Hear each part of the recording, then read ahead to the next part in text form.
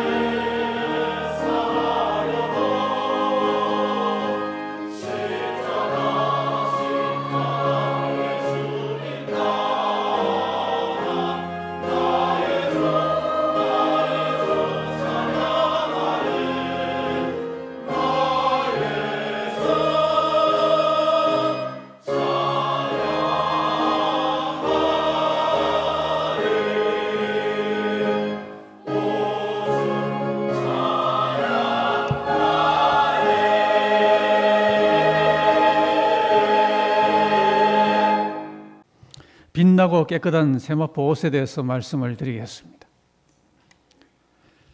지난주에 우리 국민 중에 최초의 학문적 노벨상을 수상하는 그런 소식에 쾌거가 있었습니다.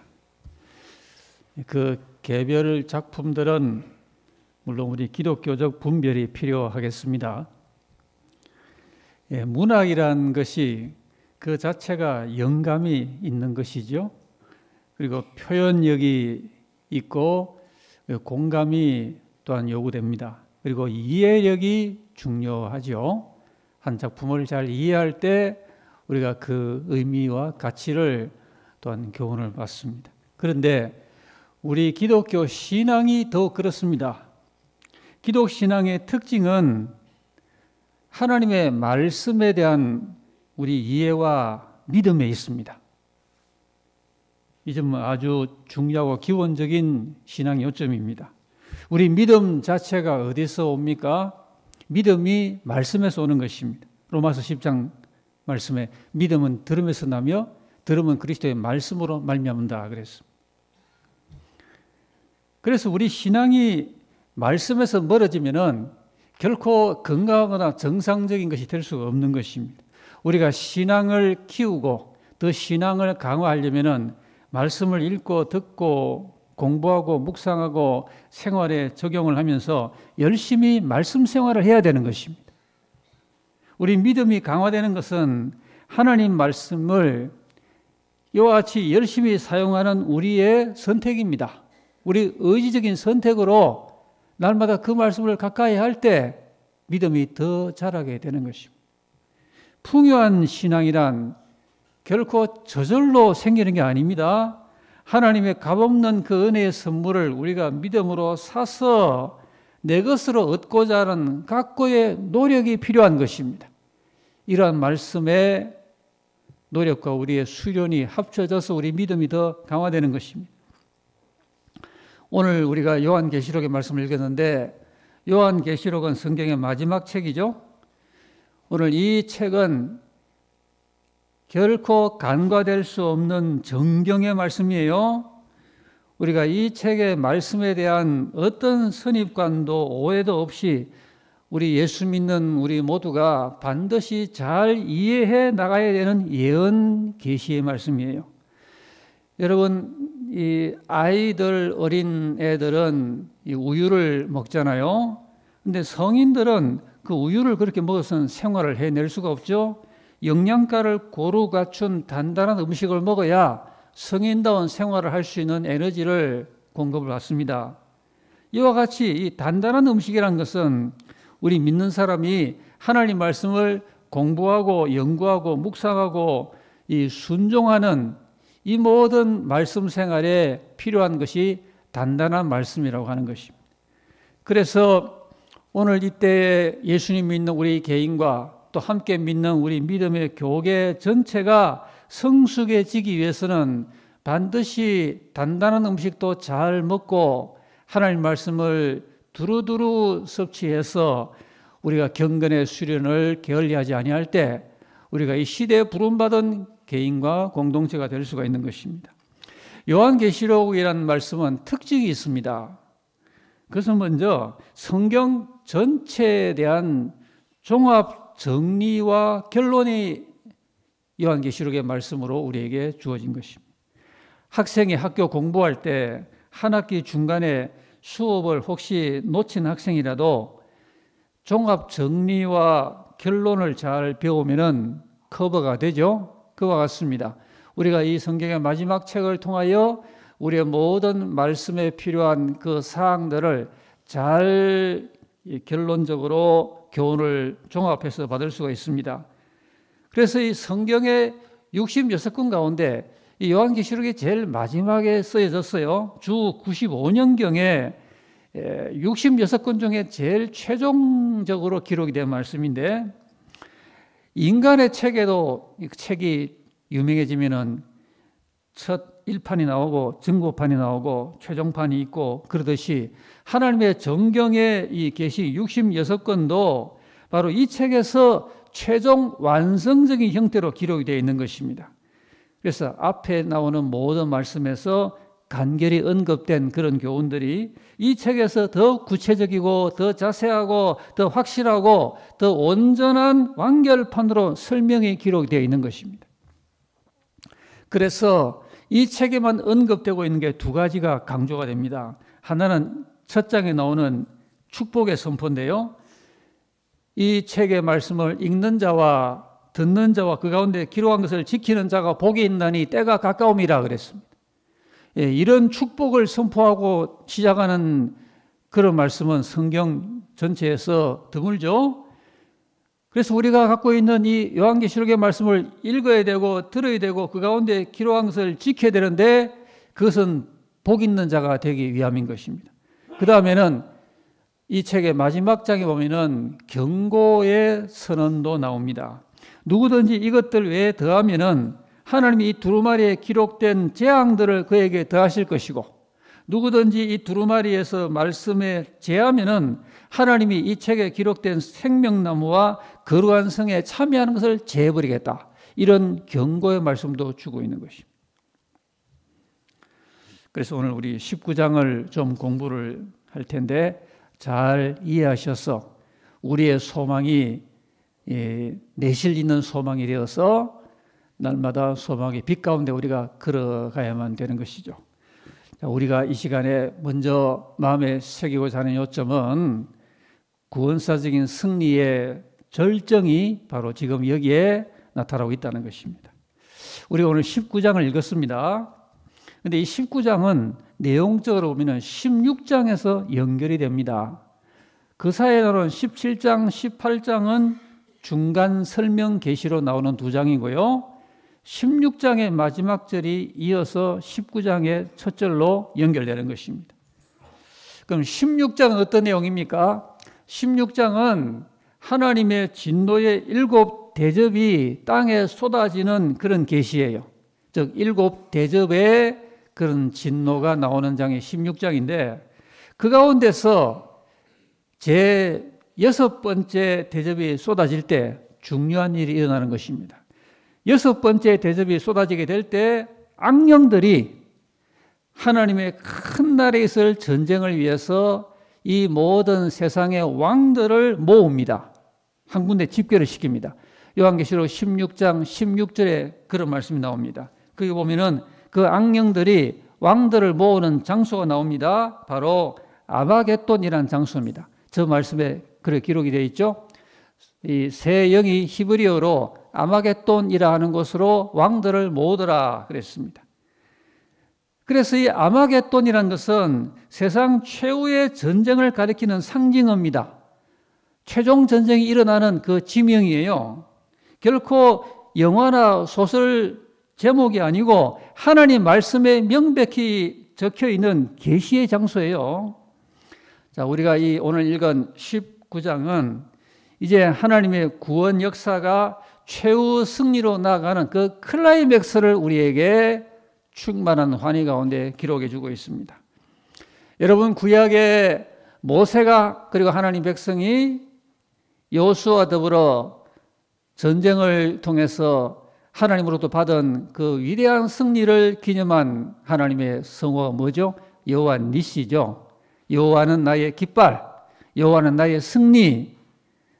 그 여호와 니시의 승리를 우리가 신앙생활할 때마다 자주 되뇌이곤 하지 않습니까? 그런데 오늘 우리가 읽은 이 장의 승리는 우리 인생의 모든 신앙인들이 거두는 그 모든 승리의 결론이에요. 우리의 승리가 오늘 이 장의 승리를 향하여 나아가는 것입니다. 이 장에 보면은 그 놀라운 어린 양의 혼인잔치 내용이 나와요. 그리고 이 장에 예수님의 지상 재림이 또 나오고 있는 것입니다.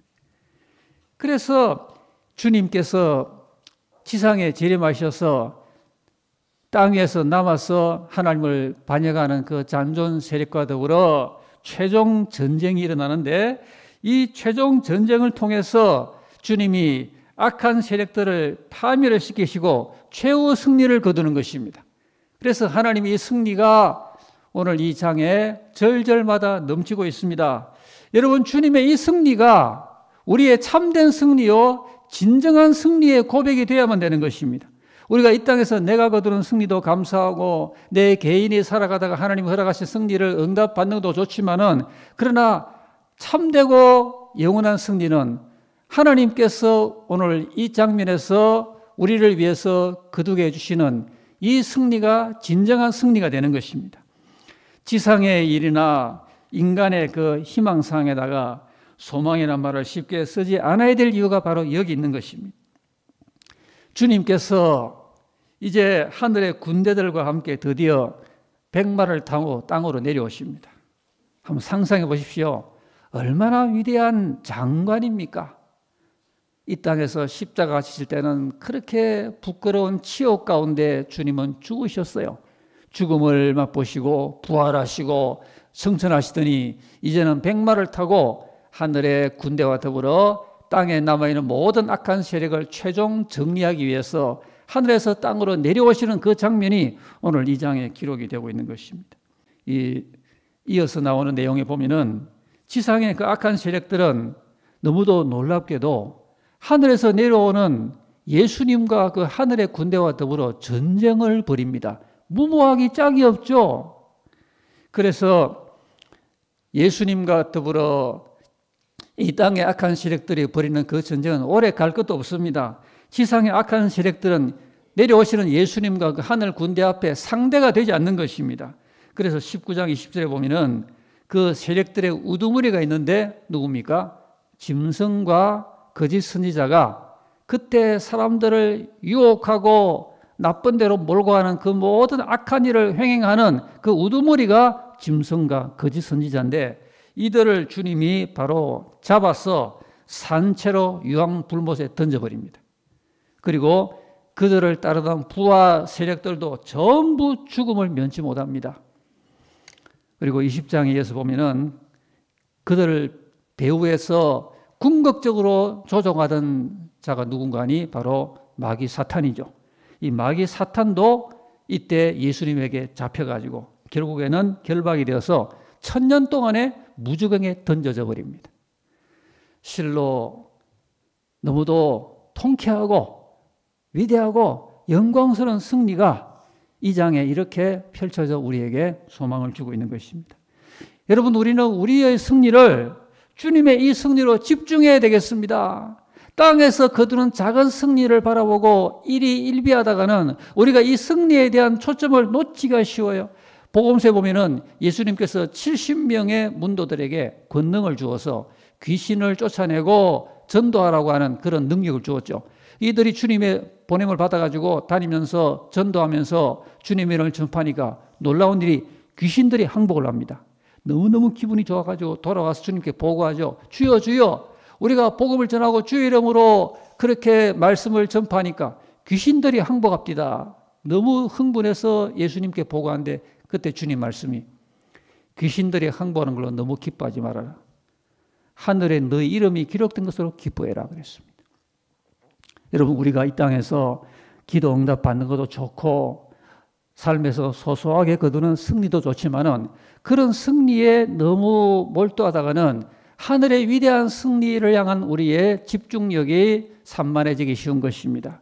우리가 이 주님이 거둔 그리고 이 장에서 통쾌하게 이루시는 하나님의 승리를 온전히 바라보게 될 때 그런 사람에게 삶의 모든 과정적인 승리도 따라오게 되는 것입니다. 주님의 승리가 주의 날까지 저와 여러분의 승리가 되게 해야만 되는 것입니다. 구원사적인 승리의 절정을 오늘 이 장에서 먼저 보고요. 그 다음에는 승리의 선포입니다. 오늘 보면은 이 승리와 영광이 선포가 되고 있습니다.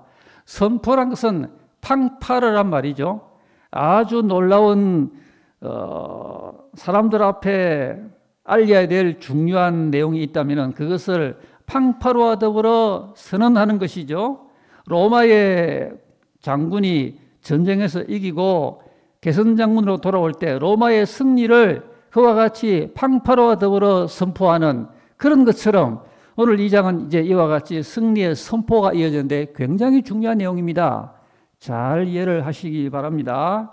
자, 이 선포하는 일에 여러 역할자들이 등장합니다. 이 여러 역할자들이 마치 웅대한 오페라 극처럼 등장해서 자기 무대를 담당하는데요. 우리가 읽은 말씀 보면은 먼저 등장하는 그 역할자가 누굽니까? 허다한 무리가 등장합니다. 셀래야 셀 수 없기 때문에 허다한 무리가 등장해서 뭐라고 선포합니까? 구원과 영광과 능력이 하나님께 있도다. 얼마나 기분 좋은 선포입니까? 구원의 능력이 그 여부가 하나님께 있다는 말입니다. 사람에게 있지 않아요. 저와 여러분을 일으키고 저와 여러분을 구원하는 그 관건이 하나님께 있어요.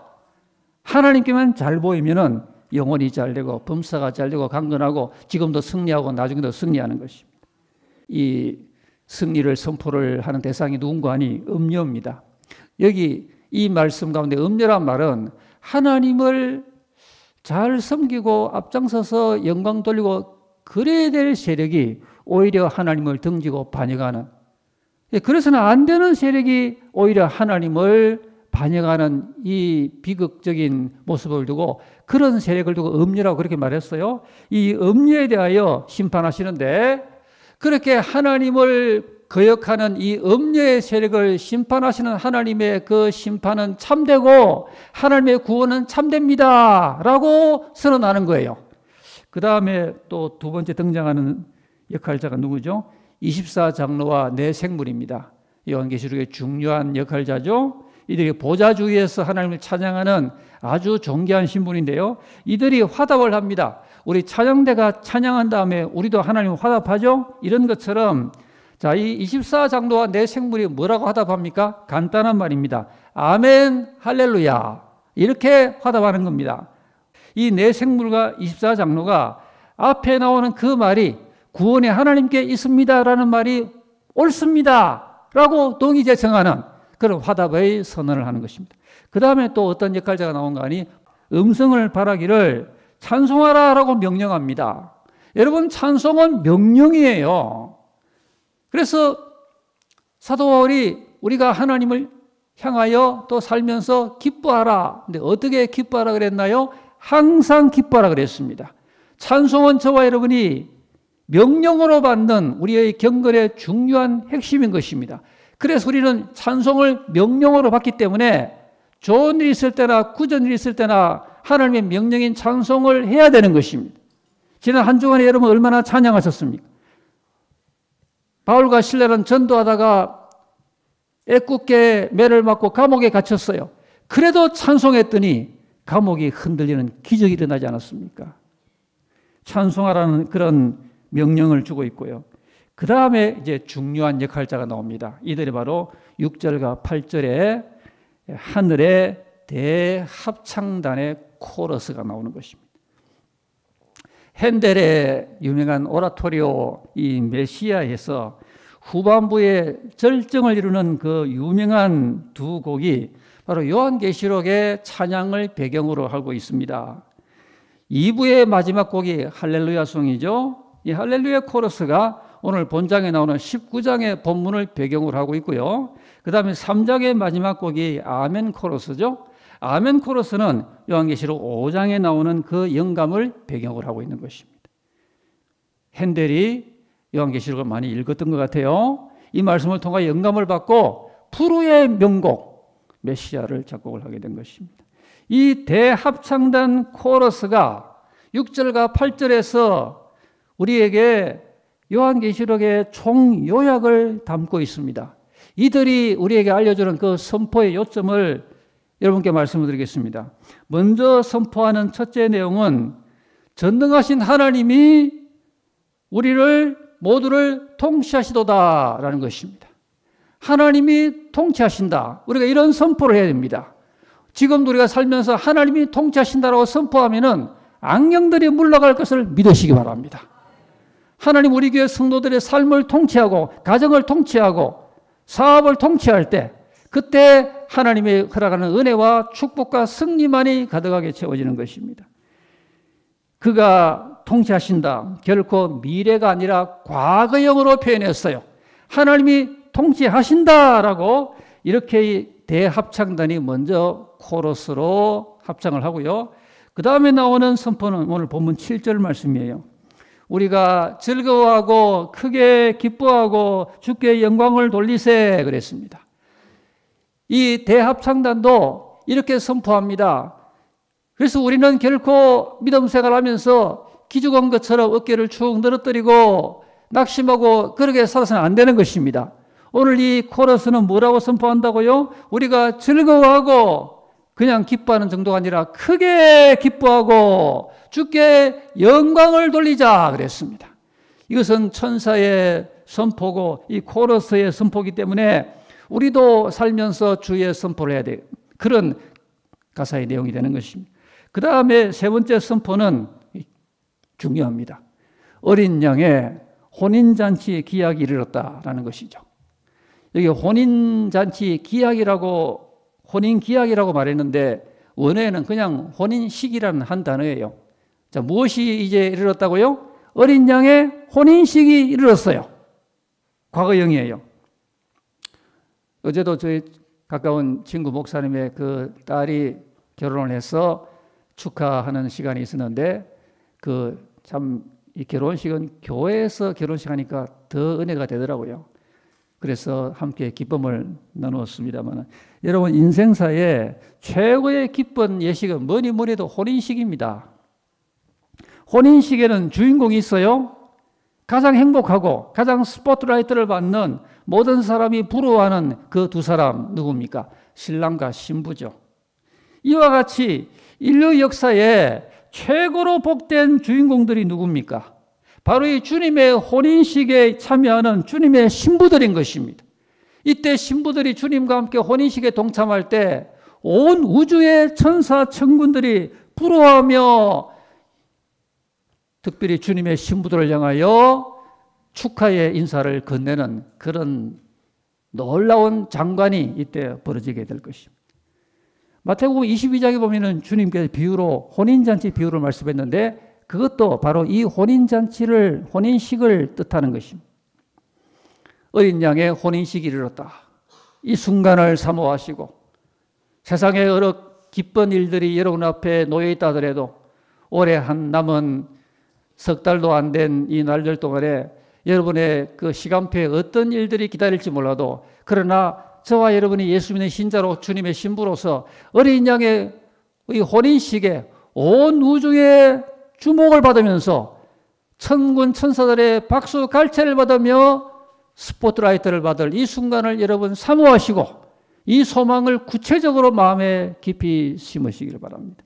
어린 양의 혼인식이 이르렀다 하고서는 그 다음에 나오는 선포의 내용은 그 아내가 자신을 준비했다라고 오늘 본문에 이렇게 선포를 하고 있죠. 자, 요점은 이겁니다. 주님의 신부가 자기 자신을 준비했다라는 겁니다. 여러분 혼인식에 아무 준비 없이 거기 가는 신부는 없죠. 신부에게 자기 준비, 신부의 단장이라는 것은 기본이 되는 것입니다. 요즘은 혼인을 앞둔 그 예비 신부들이 웨딩 전문 업소에서 준비와 단장을 잘 받습니다만은 그러나 주님의 신부 단장은 그렇지 않습니다. 모두 신부 자신들이 단장을 합니다. 그래서 오늘 본문에 그렇게 되어 있어요. 그의 아내가 자기 자신을 준비했다라는 겁니다. 여러분 주님의 신부로 단장하는 것은 남들이 대신 해주지가 않는다는 사실을 기억하시기 바랍니다. 나는 아무 주님의 신부가 되기 위하여 주 앞에 합당하게 서기 위해서 준비할 관심과 생각도 없는데 누가 해주겠지? 집에 부모님이 아니면 내 배우자가 교회 교육자가 해주겠지? 아닙니다. 신부가 자기 자신을 준비한다고 오늘 그렇게 되어 있는 것입니다. 뭘 준비할까요? 세상의 혼인식의 준비는 여러 가지 물질적인 준비나 자기의 그 신체적인 준비나 이런 걸 하겠지만은 주님의 신부를 온전하게 인정을 받기 위하여 자신을 단장하는 신부는 영적 준비인 것입니다. 무엇보다도 요한계시록에 여러 번 나오는 자기 특별히 두루마기를 빨아라. 자기 두루마기를 빨아서 깨끗하게 씻는 자가 복이 있다. 두루마기를 빤다는 말은 자기의 입고 다니던 인생의 옷을 깨끗하게 씻어서 회개해서 주님 앞에 정결하게 선다는 뜻을 갖고 있는 것입니다. 영적인 준비로서 오늘 주님의 신부로 그날에 온 우주의 각광을 받고 축하를 받는 영광스러운 자리에 서기 위해서는 회개를 통하여 영적 준비를 힘써야 되는 것입니다. 내 마음속에 남아있는 죄가 하나도 없도록 모든 죄가 끊겨지도록 철저하게 회개를 힘써야 되는 것입니다. 그리고 성결하고 그리고 하나님을 사랑하고 이웃을 사랑하고 그리고 하나님의 말씀에 잘 순종하고 특별히 성령 충만의 기름을 준비하는 게 신부의 영적 단장에 중요한 것입니다. 저와 여러분은 늘 성령 충만하시기 바랍니다. 성령에 충만해야 기름을 충만하게 준비한 사람이 주님의 신부로 바로 신랑을 맡게 된다는 것을 우리가 알고 있습니다. 이렇게 그의 아내가 자기를 준비했다 이렇게 선포를 했고요. 그 다음에 다섯 번째 선포는 드디어 영광스러운 은혜스러운 역사가 그 아내에게 허락이 됩니다. 무엇인가니 빛나고 깨끗한 세마포 옷을 입으라 라고 허락이 되는 것입니다. 너무도 가슴 두근거리고 영광스러운 은혜의 그 완성의 순간입니다. 지금까지 살면서 믿어오면서 힘들어도 참고 때로 핍박에서도 견디고 세상 사람들로부터 유혹도 받고 세상 세파의 시련과 그런 가혹한 어려운 세파 속에 예수 믿는 믿음으로 일관하며 잘 지내온 자기 백성이 이제 그날에 주님으로부터 허락을 받는데 여봐라 저 예수 잘 믿은 동성교회 저 교인에게 빛나고 깨끗한 세마포 옷을 입혀라 라고 하는 이런 하나님의 은혜가 선포가 되는 것입니다. 이때 우리가 뭘 입는다고요? 이런 양복을 입는 게 아니라 빛나고 깨끗한 세마포 옷을 입는 것입니다. 이 옷은 이 지구상의 어떤 디자이너도 만들 수 없는 예수님이 하늘에서 자기 신부를 위해서 친히 천사들을 통하여 한 땀 한 땀 잘 만들어 눈부실 정도로 빛나는 그 옷인데 그 옷의 이름이 뭐라고요? 기억하시기 바랍니다. 빛나고 깨끗한 세마포 옷이에요. 우리가 주님의 신부로 반드시 입어야 될 이 옷을 여러분 기억해야 되겠죠? 주님의 혼인잔치 비유에서도 마태복음 22장 12절에 이런 말씀이 나옵니다. 그 주인이 혼인잔치를 베푸는데 거기 가만 보니까 예복을 입지 않는 사람이 한 사람 거기 있어요.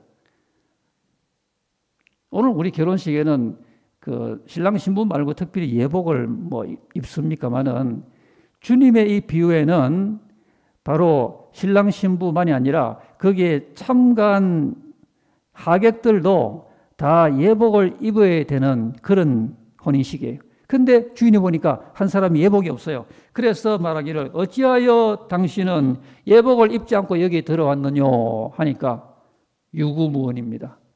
주인이 여봐라 저 사람은 자격이 없으니 바깥 어두운 데 내어 쫓아라.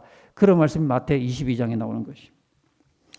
여러분 지금 말씀하신 그 예복이 이와 같이 빛나고 깨끗한 세마포인데 요한계시록은 이 여러 옷들이 나옵니다.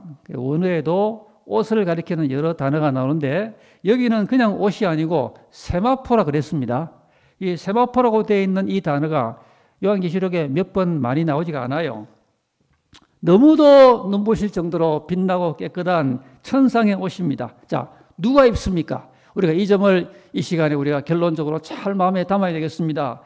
말씀해 보니까 이 빛나고 깨끗한 세마포옷은 세 케이스에 입었어요. 먼저는 요한계시록 15장에 나오는데 성전으로부터 7 천사가 나오는데 그 성전에서 나오는 7 천사가 입고 있는 옷을 보니까 바로 맑고 깨끗한 빛난 세마포옷을 입었다라고 15장 6절에 나와 있어요. 그러니까 이 7 천사가 입는 옷이 빛나고 깨끗한 세마포옷을 그들이 입었다라고 먼저 나오고요. 그 다음에 본문 8절입니다. 오늘 본문 8절을 보면은 어린 양의 아내가 이 세마포옷을 입도록 허락이 되었죠. 그런데 이 8절에 그러면 그 옷이 도대체 이 세마포란 뭔가 설명을 하고 있어요. 이 세마포는 성도들의 옳은 행실이로다 그랬습니다. 이 옳은 행실이란 말은 의라고 하는 말인데요. 우리가 여러분 의의 옷을 입어야 됩니다. 그때 성도들이 옳은 행실을 인정받을 때 그때 입는 옷이 빛나고 깨끗한 의의 옷을 입는 겁니다. 여기에 이제 옳은 행실이란 말은 한 단어로 되어 있는 말이에요. 그래서 의란 뜻인데 중요한 것은 순종이 반드시 따라오는 의의 행실들이란 뜻이에요. 그래서 이 단어 디카이오마라는 이 단어가 굉장히 중요한 단어입니다. 신부들이 입는 그 세마포 옷은 성도들의 옳은 행실이라고 말했는데 그것은 의라는 단어라 그랬죠. 근데 그 의는 그냥 이론적으로 지식적으로 관습적으로 나는 사도신경을 고백하고 그저 예수 믿습니다 하는 이런 믿음만으로는 세마포를 허락받지 못한다는 것입니다. 철저히 구별되고 성결한 삶으로 자기 자신을 준비한 신부가 이 세마포 의의 옷을 입게 된다는 것입니다. 이 세마포를 허락을 받을 때에 비로소 그 옷을 입고 혼인잔치에 참여하는 것입니다.